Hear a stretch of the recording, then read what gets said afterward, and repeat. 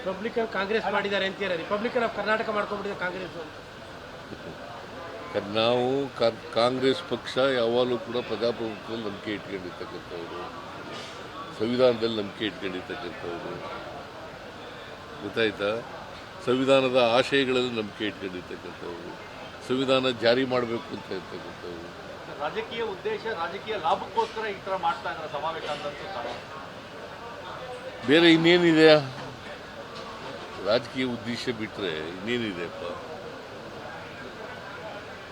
ಈ ಸೆಷನ್ ವಿಚಾರದಲ್ಲಿ, ಈಗ ಕರೆದಿರೋ ಸೆಷನ್ ವಿಚಾರದಲ್ಲೂ ಕೂಡ ಅದು ರಾಜಕೀಯ ದುರ್ಬಳಕೆ ಅಂತ. ಈಗ ಮೊದಲನೇ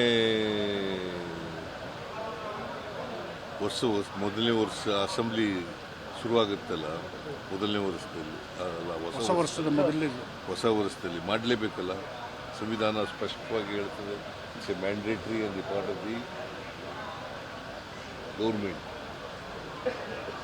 ಜಾಯಿಂಟ್ ಸೆಷನ್ ಮಾಡೋದು ಮ್ಯಾಂಡೇಟ್ರಿ, ಅದು ಮಾಡ್ತಾ ಇದ್ದೀವಿ. ಅದ್ರ ಜೊತೆಗೆ ಈಗ ನರೇಗಾ ಉದ್ದೇಶ ಏನು ನಿಮಗೆ? ಅದು ಗೊತ್ತಾ ನಿಮಗೆ? ನರೇಗಾ ಉದ್ದೇಶ ಯಾಕಾಯಿತು ಅಂತ? ರೈತರಿಗೆಲ್ಲ ಕೇಳಪ್ಪ, ಇಲ್ಲಿ right to work, right to information, right to education, right to food. ಇದನ್ನು ಮಾಡಿದವ್ರು ಯಾರು?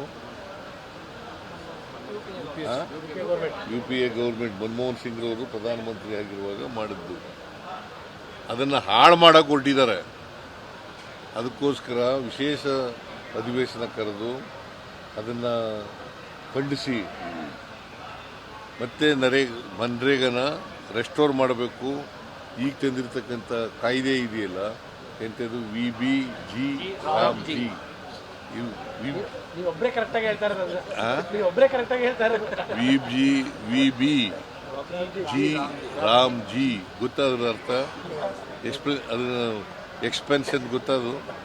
ಹೇಳೋ ನೋಡೋಣ.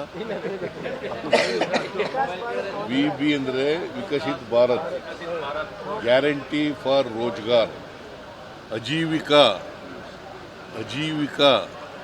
ಮಿಷನ್ ಗ್ರಾಮೀಣ್. ಅದರರ್ಥ ರಾಮಲ್ಲ, Rozgar, guarantee for Rozgar, Ajeevika mission Gramin ಅಂತ ಅದರ ಅರ್ಥ. ಡಾಕ್ಟರ್ ಡೀಟೇಲ್ ಪ್ರೆಸ್ ಮೀಟ್ ಮಾಡಿದ್ರು, ಡಾಕ್ಟರ್ ಮಾಡಿದ್ರು ಡೀಟೇಲ್. ಸರಿ.